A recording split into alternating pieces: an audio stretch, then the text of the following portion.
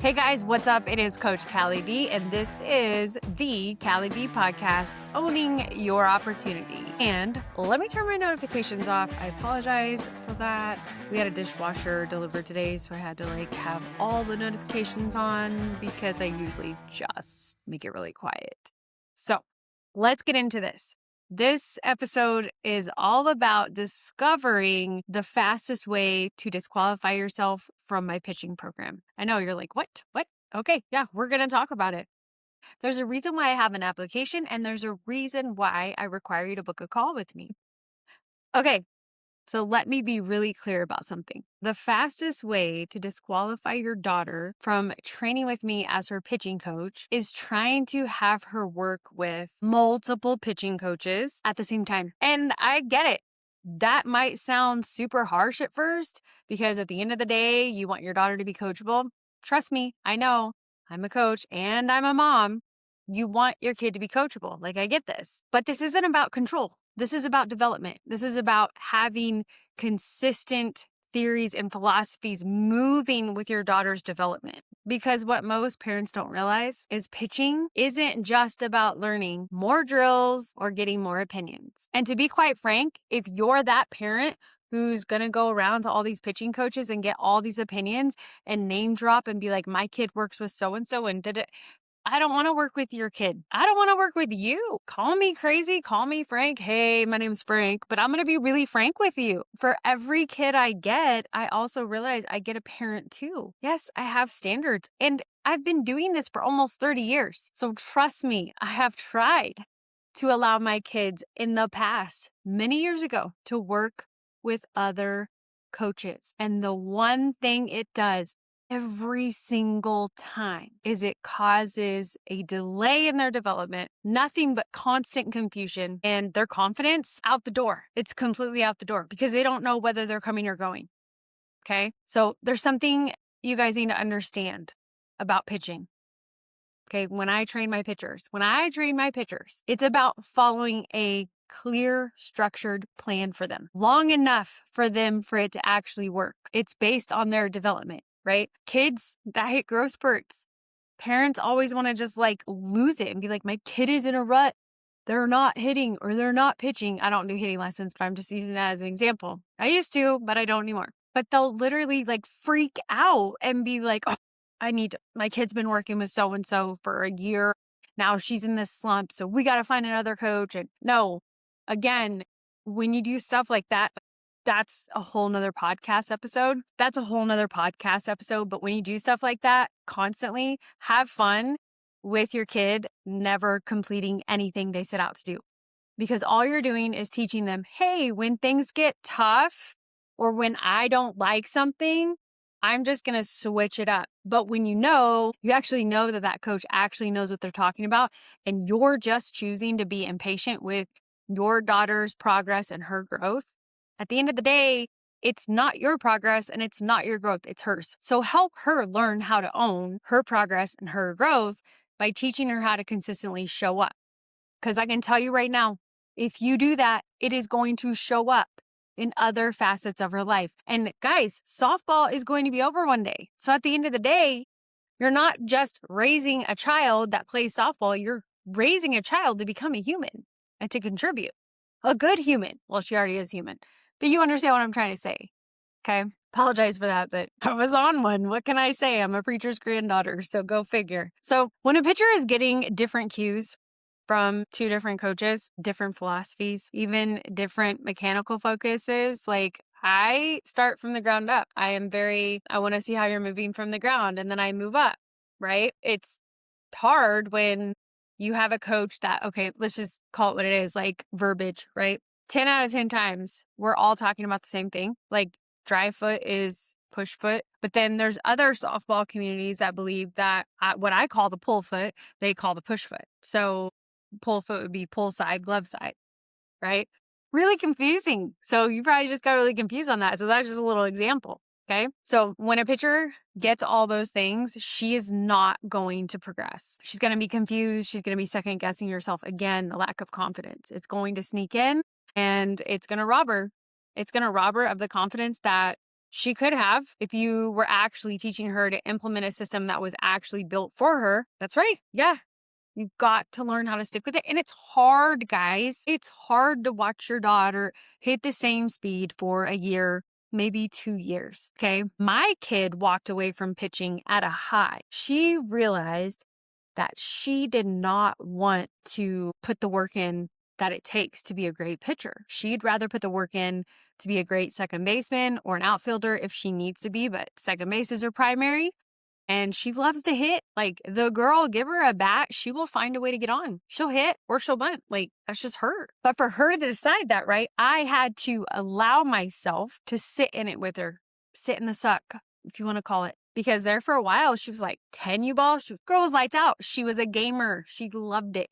Then when she started to grow, things got harder. 12U came so hard, 12U ball, because all these girls were having these magical unicorn growth spurs. And with that, they were increasing speed and it just got really gnarly, right? She finished out. Summer came between her freshman and sophomore year and she decided, I could see it in her. So I told her, sis, you don't have to. And I mean, she'll still pitch to this day, like just farting around the backyard or with her brother's friends, but like she won't do it in a game.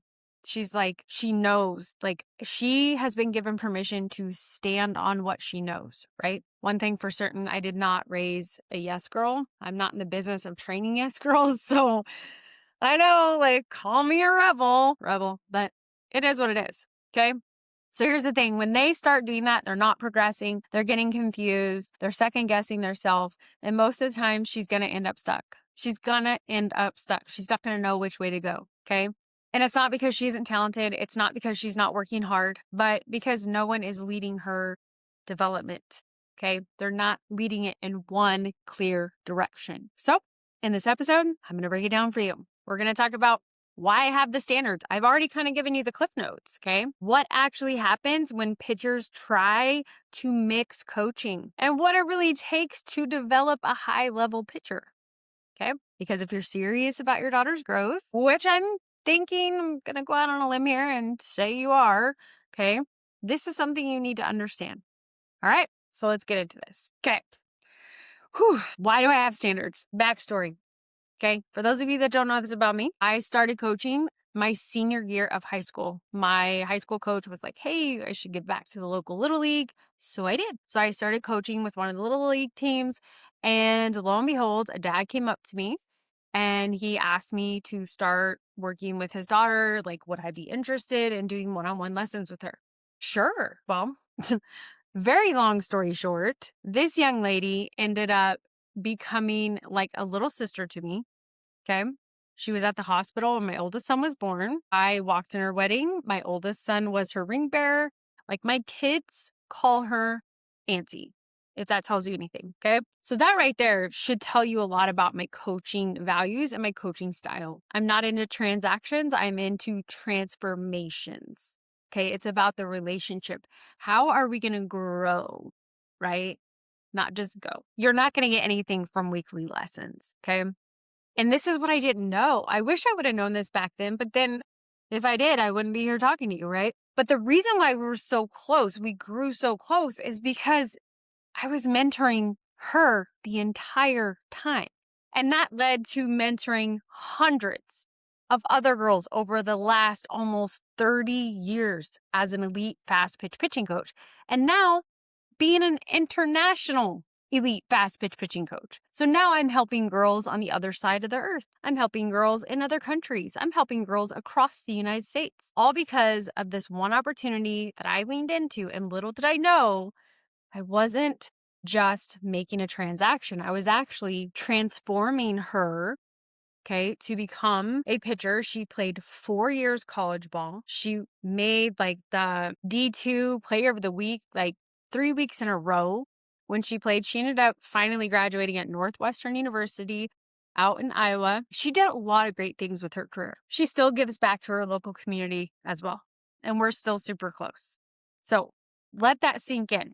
This is why this is a standard. And I'm going to give you an example, and you may or may not like it. But to me, when you have two different coaches like that are coaching the same thing, like two pitching coaches in your kids' ears, it's like a really bad divorce, right? Like two parents not co-parenting well at all. This parent is like saying this, and then this parent has to reprogram the kid. We're not doing that. It's not going to happen. Okay. So if you put on your application that you just want some extra tips and tricks and whatever, follow my social media, follow my YouTube. Okay. You can get all the extra stuff there. But to disqualify yourself to come into the mentorship, that's the disqualifier right there. If you literally put on the application that your daughter is going to continue to train with the coach that she's training with, sorry, bruh. It's not going to happen. It's not going to happen. I'm not going to do that. I don't even know these people, and it's just not going to happen. I mean, what's funny is this actually just triggered a story. 2 years ago, this is the funniest part, right? The softball world is super small, so small. And I actually found out that one of my clients was training with one of my friends who's a pitching instructor too. And I'm like, yeah, this is not going to go over well. And it didn't. And guess who ended up not progressing, feeling frustrated, stuck, right? Lack of confidence. Ding, ding, ding, ding. That pitcher. Once I found that out though, I laid it out. The parent was like, she totally slipped up in the conversation and told me. And then after she said what she said, I said, I just need you to understand something. And I thought you understood this coming into the program. She needs to only be training with me. And if that's not something you can agree with, you knew signing up for this, those were the standards. That was the expectation. I don't know what to tell you, bro. Sorry, I keep saying bro. It's just because I have a 15-year-old daughter. Sorry. Anyways, okay. So the second thing I want to talk to you about, what actually happens when pitchers try to mix coaching? I've already hit on it several times. Okay. The progression, not going to happen. They're not going to get developed. It's not going to happen. They're going to be second guessing themselves. They're going to have lack of confidence. And I will tell you right now, parents, parental units, I need you to listen to this. The hardest clients to help, and I'm up for a challenge, okay, is not the physical aspects.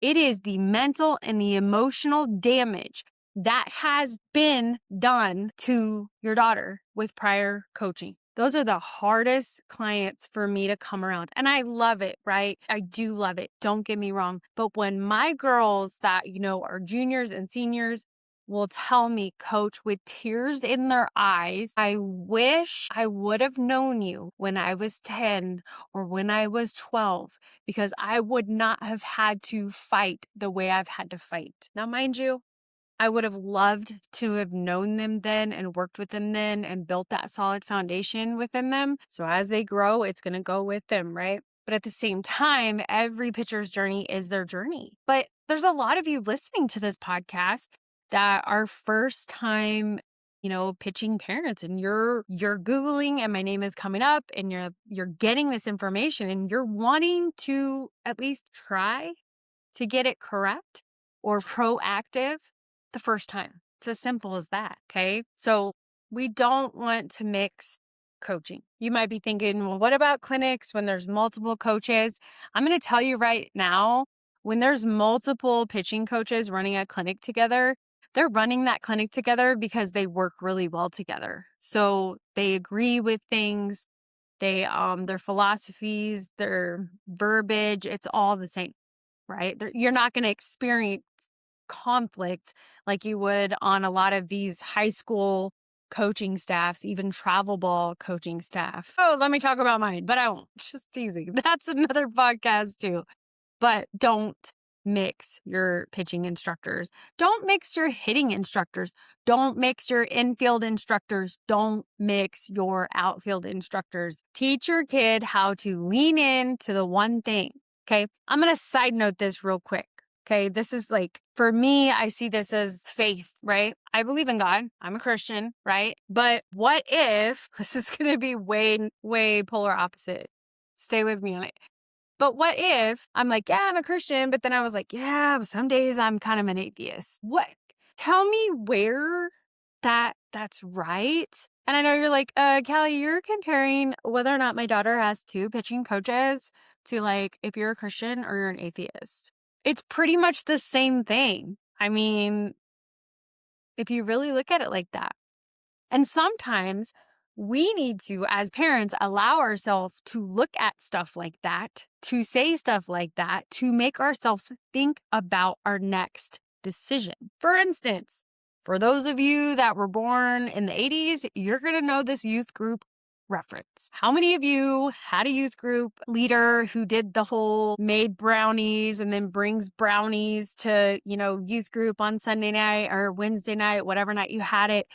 And they were like, yeah, we're going to dig into these brownies. But first, I have to tell you my secret recipe. And they tell you the recipe. And then they get to this one thing. And the brownies are out and we're all getting ready to devour them, right? The message for that night was sin, right? Like sin is sin, right? They literally, I don't know that they literally did it, but they said, well, I hope you guys enjoy these because just to let you know, I put like a little pinch of dog poop in the mix. And then everybody instantly was like, ew, get away from me. No, don't. It's just a little bit. It won't hurt you. You're going to be fine. Just a little bit, like sin, just a little bit. You're going to be fine. Not saying I'm perfect. That's not what I'm trying to say. I'm trying to give you an example to understand as you're making these decisions as parents, you have the opportunity to stop, pause, and think. You don't have to buy into the FOMO and all the bull crap that youth sports sends your way. Okay. Guys, youth sports is like a huge thing. Like that's why these fitness facilities have like these training things going all the time is because parents want their kids to be the best athlete they can be. But some of these places have no desire to actually see your kid at the next level. They just want to see a dollar sign in the bank. That's all they want. That's a transaction. Okay. So again, don't mix your coaching for your instructors. Okay. It's very important that you allow yourself time to think about this. And if you're sitting here listening to this and one, you're like, holy crap, Coach Callie is nuts. The fact that you made it this far, I'm so proud of you. But no, seriously. But number two, if you're thinking like, wow, but what if I want my kid to like know these other ways of coaching? Like, I see you, Ma. I see you, Dad. You wanting the best for your daughter. I see you. You're wanting her to have it all. Okay. But I'm telling you right now, if you just let her scroll on Instagram for 15 minutes, she's going to have 15 different ways to do something. Have fun reprogramming that one. Okay. So just like we censor things, right, for our kids, like we don't want them watching certain movies or, maybe you're running your kid's Instagram account through your account, parental controls, whatever. The same thing needs to be applied when you're allowing somebody to spend so much time with your kid, right? Like my girls in my program, they have me all the time. I know that sounds crazy and you're like, how does that happen? Well, I have an app where my kids can communicate with me. They do know my cell phone number. Parents talk to me, but there's just constant communication. So I want to make sure that I am doing good by them by making sure I'm doing good with myself, like I can't expect my kids to be killing their programs if I'm not killing my program. You're like, what's your program? My program is following 6 healthy standards of life. My health, my wealth, my emotional health, my mental health, my spiritual health, and my nutritional health. Those are my 6 standards that I hit every day because that helps me be the best version of me so I can be the best version for my girls as well as the parents. Okay? Sometimes parents will, have a moment and they're just like, oh, like my kid's just not gaining speed and I just don't know what to do. What do I do? What do I do? And then we get to the bottom of it. It's like, well, your daughter hasn't logged in for 2 weeks and she's been chatting with me in the chat, but like she told me life's been busy. Like what's going on? Come to find out, she hasn't done her drills. She hasn't done her bullpens, right? So then it's not a coaching issue. It's reflected back. It's the kid, right? Not being held accountable at home. So this is why at the beginning of this podcast episode, I talked about like for every kid, I get a parent. There you go. So if you're a parent who can't hold their kid accountable, guess what's not going to work in the program? Okay. Wow. You got a lot in this episode. Okay. So the third thing we're going to talk about what it really takes to develop at a high level. Okay. So what that means is like your high level, like for me, my high level was eventually playing for Team USA. Like when I was 13, 14 years of age, I actually saw Lisa Fernandez, Dot Richardson, Michelle Smith. I saw Team USA, right, play Oklahoma Baptist before they took off to the Olympics. And it hit me like a 2x4, like, oh my gosh, this is what I want to do. I want to do this the rest of my life, right? I want to go to college. I want to be a teacher so I can have summers off and then I can play minor league fast pitch. And then I'm going to try out for Team USA. And that's what I'm going to do with the rest of my life. God had a different plan. I got to go to college. I played 2 years. I did JUCO for 2 years. I was a top returning player. And then I was going D2 and I almost died. And because of the blood clot in my brain, it did identify a genetic clotting disorder, which I've been on blood thinners for how old am I now? Yeah, 26 years. Sorry, I had to math. That was scary to watch. If you're watching this, I apologize. But yeah. And so my career completely changed. But for me, I wasn't able to play anymore, but I've been coaching since I was 18, so I just kept coaching, right? But my high level was to get to the Olympics. That was the goal. For some of you guys listening to this, your daughter's higher level is to come out of rec ball and get to travel ball, right? Maybe to get out of high school ball and get to travel ball. Maybe travel ball to get to a higher level travel ball team, that's actually going to help your daughter get recruited, put her in the tournaments and get her seen, right? Not the lower level ones that just want the money. It is what it is. Okay. It could be going from high school travel to college. Maybe that's the next level for you. Or college is, hey, now we're giving golden tickets for the AUSL. So you need to understand when I say what it takes to get to the high level, each plan is going to be different, right? So like when I have juniors in high school in the program or sophomores, right? Their level of training is a little bit different than I got a 6th grader right now. Although this girl outworks all my bigs. Like she is phenomenal. She loves the program. I mean, her progress has been night and day, completely crazy. So just know when I say that, I'm not like, if your daughter's 12, I'm going to make her train like she's 18. Okay. Because when you're 12, you're usually like a baby deer, right? You know, sometimes we got those really athletic girls. Those really athletic girls have their flaws too. 9 times out of 10, they don't know how to use their legs. So I have to train them how to use their legs because they'll train all arm, right? So just so you know that. Okay. So what does it take? Well, for me in the program, it takes actually doing the work. So as I look at where you're at, you tell me where you want to be. I see where your leaks are in your mechanics, like where you're leaking efficiency, effectiveness. Basically, you're not getting speed, you're inconsistent. You can't hit certain pitches. I mean, that a lot in itself is spin, right? But I look at that stuff and we start attacking it. And then when I say attack, we like take it out and then we build it back up, putting the right thing back in. Okay. It's very important to understand that I don't teach everybody cookie cutter methods. There are foundational movements that have to be installed. But at the same time, like all my pictures look different, right? There's like, I have some girls that I don't even know, I can't even put it into words. Like they just look different from each other. I have some girls that pre-track and I have some girls that pitch out of their glove. I have some girls that lift their toe because they understand that when they lift their toe, that doesn't mean we just move towards, as a righty, towards third base and dump out all of our energy before we even get off the mound. That's 3 podcast ideas I've came up with this. I am in a flow right now, just teasing. Okay. So that's what would happen to get to their high level is we figured out. So a lot of you guys are filling out the application recently. Your daughter's currently in rec ball. So I would want to identify like what is the next level for her. So if she's an 8th grader, maybe it's she wants to make her high school team. Sweet. Let's get into it. Okay. We need to make sure that we have this pitch and this pitch ready to roll.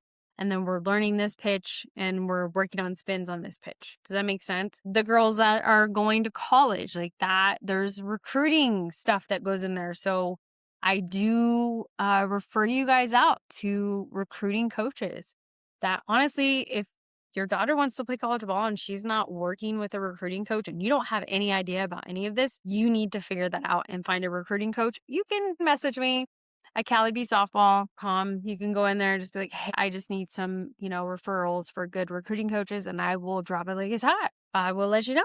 Okay.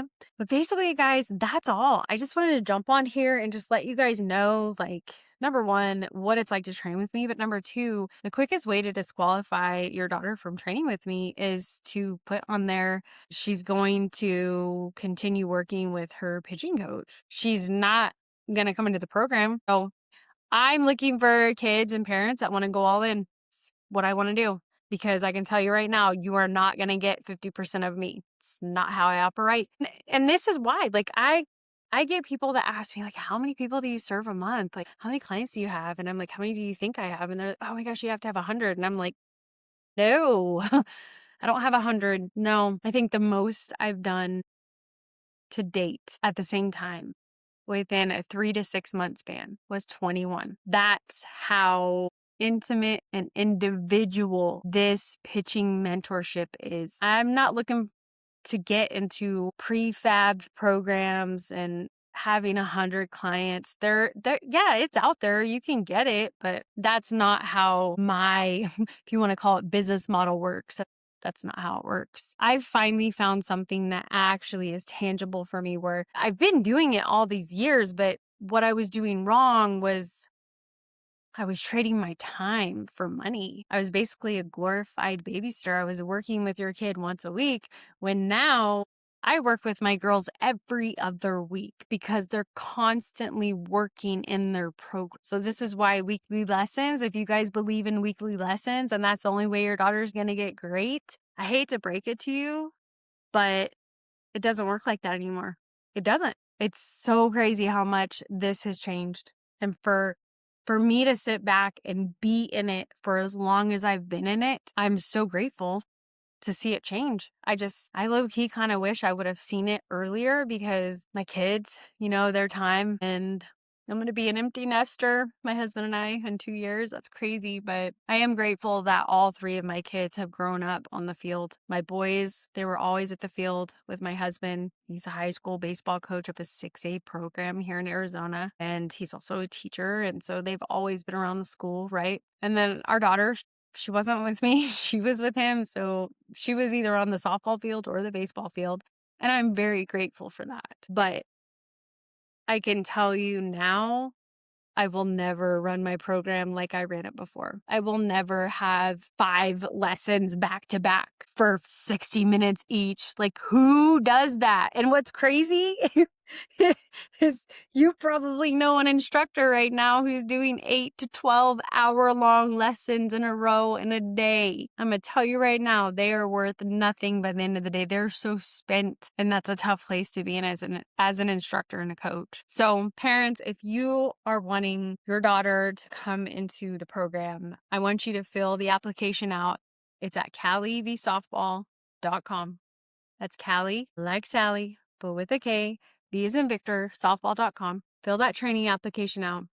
Okay. If you want to be disqualified, just let me know that you're going to work with another pitching coach, and I'm going to be like, deuces, I'm out. Okay. Fill the application out. You and I are going to get on a call, and we're going to talk about your daughter's goals and where she wants to be, most importantly, and see if it's a good fit for her.